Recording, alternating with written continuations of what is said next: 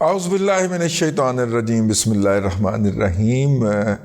السلام علیکم ورحمۃ اللہ وبرکاتہ۔ میرے اس ٹائی کے اوپر جگت آئی ہے کہ دادا انج لگتا ہے جویں گلے دے وچ پلا مچھی بنی ہوئی ہے۔ ٹھیک ہے بھائی، ہمارے دور کی ٹائیاں ایسے ہی ہوتی تھیں پتر، آپ کیا کریں۔ نئی ٹائیاں جو آتی ہیں وہ بھی آپ کو دکھاتے ہیں، ویسے بھی وہ کسی کو ہم تحفے میں چلا دیتے ہیں آگے۔ یہ اپنا پرانا ڈبل بریسٹ تے جناب چوڑی ٹائی ہے جی، آہو۔ تو بہرحال جگت جو ہے وہ ویل ریسیوڈ اینڈ انڈرسٹوڈ۔ یہ جو ہے اس کے علاوہ آج آپ کو یہ بتاتے چلیں کہ یوتھیوں نے ایک خبر چھوڑی ہے، اور ساحر شمشاد مرزا صاحب جو ہیں انہوں نے اڈیالہ جا کے تو ملاقات کی ہے جناب عمران احمد خان نیازی کے ساتھ، اور اس ملاقات کے اندر انہوں نے نیازی صاحب کے پاؤں کو ہاتھ لگایا۔ توبہ توبہ۔ جب تحقیق کی ہمارے دوست جناب نصر اللہ ملک صاحب نے تو پتہ چلا کہ ساحر شمشاد مرزا صاحب تو پاکستان میں نہیں ہیں، وہ تو بیرون ملک دورے پہ گئے ہوئے ہیں۔ الیکشن کے دنوں میں وہ پاکستان میں نہیں تھے، تو جب وہ الیکشن کے دنوں میں پاکستان نہیں تھے تو ساحر شمشاد مرزا کی جگہ پہ کون گیا ہوگا جس کو یوتھیوں نے سمجھا۔ بڑے بڑے ولاگ کر دیے انہوں نے، اور اس وقت پورا رولا ڈالا ہوا ہے انہوں نے اپنے گروپوں کے اندر کہ جناب وہاں پہ ملاقات کر گئی۔ یہ شاہد شمشاد مرزا صاحب وہی شخصیت ہیں، ظاہر ایک اعلیٰ عہدیدار ہیں، جن کے بارے میں یوتھیوں کا خیال تھا کہ وہ 9 مئی کو جناب جو ہے وہ میں نقل کفر نہ باشد، وہ یہ تھا کہ ساحر شمشاد مرزا صاحب جو ہیں یہ حافظ سید جنرل عاصم منیر شاہ صاحب کی چھٹی کرائیں گے، اور عمران احمد خان نیازی کو اسکارٹ کرتے ہوئے ایسے کر کے گلے میں وہ اسکارٹ کرتے ہوئے پرائم منسٹر ہاؤس لے کے آئیں گے۔ پتہ نہیں کس دنیا کے رہنے والے ہیں یار یہ لوگ۔ یہ انہوں نے اپنے پورے لوگوں کو یقین دلا دیا تھا کہ ساحر شمشاد مرزا سے بات ہو گئی، تو اب بیچارے وہ ہی از سن آف آرمی نا، اور مطلب کہ ساحر شمشاد مرزا صاحب سے زیادہ ڈیڈیکیٹڈ آپ فوجی افسر ہو نہیں سکتا۔ اگر آپ کو اندازہ نہیں ہے تو ابھی وہ آنے والا ہے 26 فروری، ہاں یہ 26 فروری کو انڈیا کو چپیڑے مارنے کا اور ابھینندن کرنے کی ساری پلاننگ ساحر شمشاد مرزا صاحب کی تھی۔ اگر آپ کو میں بتاتا چلوں کہ پروفیشنلی وہ کتنے مطلب کہ اپ رائٹ افسر ہیں، ٹھیک ہے۔ یوتھیوں نے پتہ نہیں کیوں ٹارگٹ کر کے نا ان کو کیا ہے، حالانکہ وہ ماشاءاللہ اللہ عہدے پہ پہنچے ہیں اور پہنچنا بھی چاہیے ایسے پروفیشنل افسر کو، لیکن خبر نہیں ہے۔ خبر ہے اتنے ویسی جگتاں سنائی ہیں دونوں۔ خبر یہ ہے کہ پی ایم ایل این کا ایک وفد چلا ہے، اس وفد کے اندر جو ہے وہ شہباز شریف المعروف مریم کے چاچو بھی ہیں، اور وہ وفد چلتا ہے، اور اس وفد کے اندر جناب secretary general of the party جناب کی نام ہے پروفیسر احسن اقبال صاحب بھی ہیں، پروفیسر ڈاکٹر احسن اقبال صاحب بھی ہیں، اور جناب خواجہ سعد رفیق صاحب بھی ہیں، اور جناب رانا تنویر بھی ہیں، اپنی باجی مریم اورنگزیب ہیں، اور اپنا چھوٹی بیٹی شیزہ فاطمہ خواجہ جو ہیں وہ بھی ہیں، ٹھیک ہے۔ یہ ایک وفد وہاں پہ پہنچتا ہے۔ ان کا استقبال جو ہے وہ گیٹ پہ آ کے جناب بلاول بھٹو زرداری صاحب کرتے ہیں، اور بلاول بھٹو زرداری صاحب جو ہیں وہ ہنس کے ٹھیک ہے باتیں کرتے ہیں ان کے ساتھ۔ اب پتہ نہیں ہنس کس بات پہ رہے تھے، ہنس رہے تھے ان کے اوپر، اڈیالہ کے مقیم کے اوپر ہنس رہے تھے، یا ہنس رہے تھے یوتھیوں کی جگتوں کے اوپر، یا پھر اس بات پہ ہنس رہے تھے کہ ہاں ہوں کرنا ہی مذاکرہ ہے، ڈائلاگ کرنا ہی وہ کیا کہتے ہیں مقابلہ کرنا ہی، ٹھیک ہے۔ ہو سکتا ہے ایک دوسرے کو یہ کہہ کے ہنس رہے ہوں، لیکن وہ ہنس رہے تھے۔ اچھا، بلاول نے ایک اچھے برخوردار کی طرح ان سب کو ریسیو کیا، اور ریسیو کر کے ابا کے پاس لے کے آئے، اور ابا نے ان سے ملاقات کی۔ اچھا، یہ اس میٹنگ کے ویژولز جاری کر دیے گئے۔ نواز شریف صاحب لاہور میں موجود تھے، وہ نہیں گئے۔ اچھا، یہاں پہ اس میٹنگ کا انالیسز ہوا، اور میں آپ کا وہ انالیسز جو ہے آپ کی خدمت میں پیش کر رہا ہوں کچھ دوستوں کے ساتھ۔ ایک تو یہ تھا کہ میاں نواز شریف صاحب لاہور میں موجود تھے، اور موجود ہونے کے باوجود بھی اگر وہ چل کے نہیں گئے تو اس کے 2 مطالب ہیں۔ ایک تو مطلب یہ ہے کہ کوئی بات طے نہیں ہوئی، تو لہٰذا نواز شریف صاحب تب آئیں گے جب باتیں طے ہو جائیں گی۔ تو اگر یہ بات تھی تو پھر زرداری صاحب کیوں ملے؟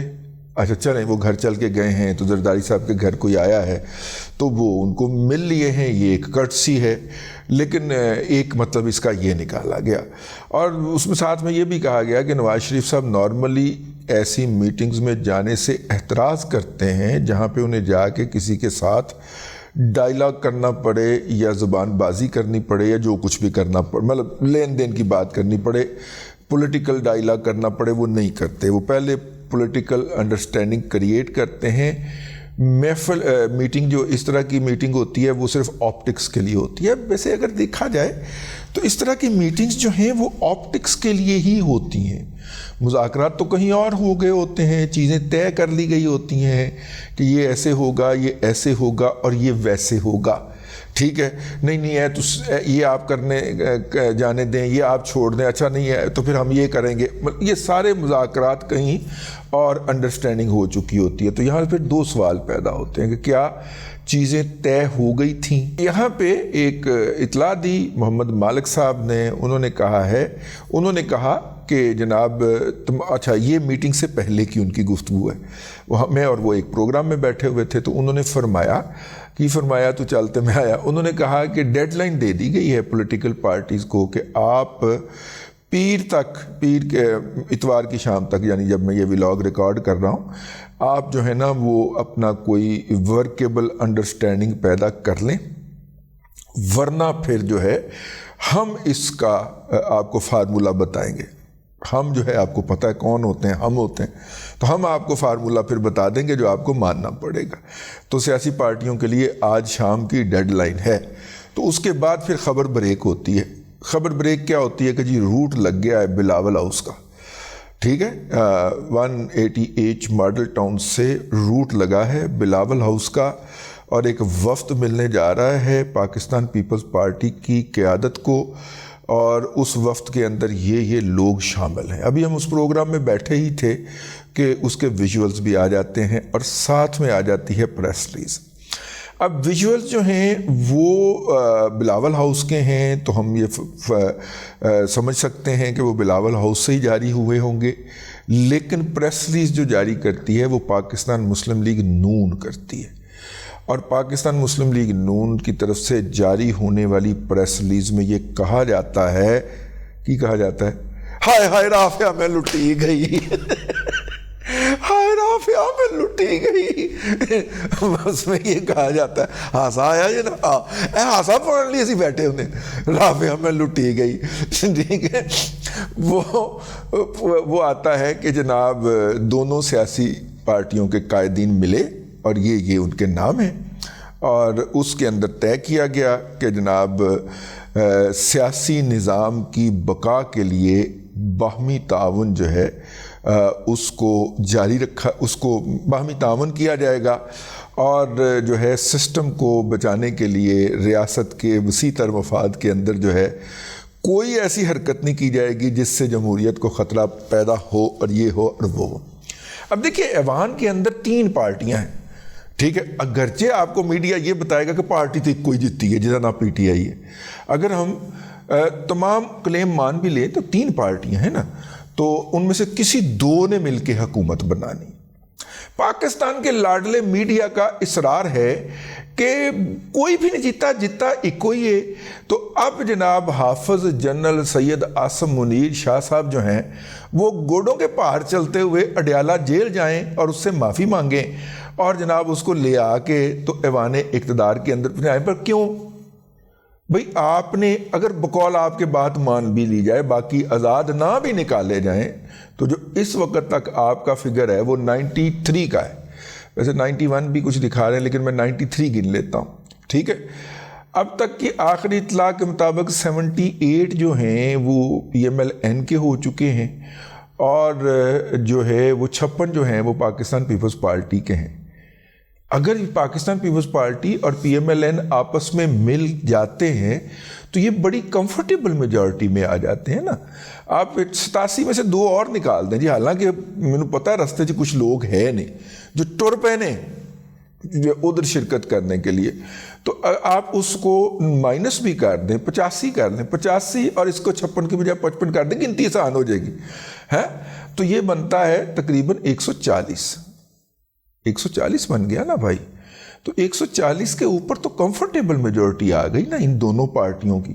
تو تیسری پارٹی اپوزیشن میں بیٹھے ہارس ٹریڈنگ کی کوئی ضرورت نہیں بچتی, لوگ توڑنے کی کوئی ضرورت ہی نہیں ہے, یہ سادہ اکثریت میں ہے. بھئی آپ نے تو ایک پارٹی, آپ کے پاس کتنے تھے 178 تمام الائز کو ملا کے. میں نے 2 بڑی پارٹیوں کی بات کر دی, 3 بڑی پارٹیاں جیتی ہیں نا, ایک نہیں جیتی.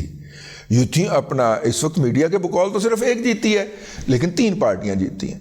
تو جو آپ کی سب سے بڑی پارٹی ہے اسے انہوں نے سائیڈ میں کر دیا, باقی چھوٹیاں MQM JUI سب کو سائیڈ پہ کر دیا. ٹھیک ہے, تو یہ جو ہیں یہ والی جو پارٹیاں جیتی ہیں یا جن کو جو مینڈیٹ لینے دیا گیا ہے ایسے کہہ لیں, تو یہ بھی 143-44 پر تو پہنچ ہی رہی ہیں نا. تو بڑے آرام سے ان کی سمپل میجورٹی کے ساتھ گورنمنٹ بنتی ہے. اس کے ساتھ وہ MQM کو بھی ملا لیں تو وہ بھی بنتی ہے. اس کے ساتھ وہ جو ہے اللہ آپ کو JUI کو بھی ملا لیں اور مضبوط ہو جاتی ہے. اور اس کے ساتھ وہ بلوچستان سے جیتنے والے قوم پرستوں کو بھی ملا لیں تو اور پارٹی ہو جاتی ہے, اور اکثریت ہو جاتی ہے نا پارٹیوں کی, ان دونوں پارٹیوں کی یا حکومتی جسے کہنا چاہیے اس کی. تو اس میں اتنا چیخو پکار کرنے کی کیا ضرورت ہے.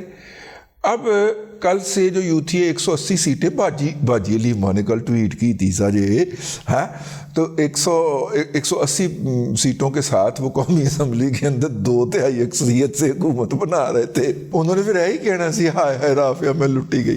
تو لٹی گئی جی. اس میٹنگ کے بعد جو ہے پھر اتنا مجھے کہنے کی اجازت دیں, اڈیالہ سے چیخو پکار کی بلند و بالا آوازیں سنائی دی گئیں, اور ہر یوتھ نگر کے اندر جو تھا, ہر یوتھ ہاؤس سے باقاعدہ بینوں کی صدائیں آ رہی ہیں. اور میں کچھ بیان نہیں کر سکتا, میں نے ایک اور بھی ولاگ کرنا ہے, اس لیے اب تک کے لیے اتنا ہی. میٹنگ ہو گئی ہے جی پاکستان پیپلز پارٹی کی اور پاکستان مسلم لیگ نون کی, اور شاید یہ طے بھی ہو گیا ہے کہ دونوں نے آپس میں کون کون سی بندربانٹ کرنی ہے. ٹھیک ہے, دونوں نے کون کون سا اقتدار کے اندر حصہ لینا ہے. لیکن وہ جو ایک دیا جا رہا تھا کہ پاکستان کے پاس واحد آپشن یہ ہے کہ عمران خان کے پاؤں پڑ جائے, وہ والا خطرہ جو ہے وہ صورتحال نہیں تھی مناسب. اور اب اس بات سے واضح بھی ہو گیا ہے, اب سارے تبصرہ نگار جو ہیں وہ اس کنڈیشن میں سے نکل آئیں اور گھر جا کے ٹھنڈا پانی پئیں اس سردیوں کے موسم میں. اب تک کے لیے اتنا ہی. اگلے ولاگ کے اندر پھر حاضری ہوگی. اللہ تبارک و تعالیٰ آپ کو آسانیاں عطا کرے اور آسانیاں خلق خدا میں تقسیم کرنے کی توفیق عطا کرے.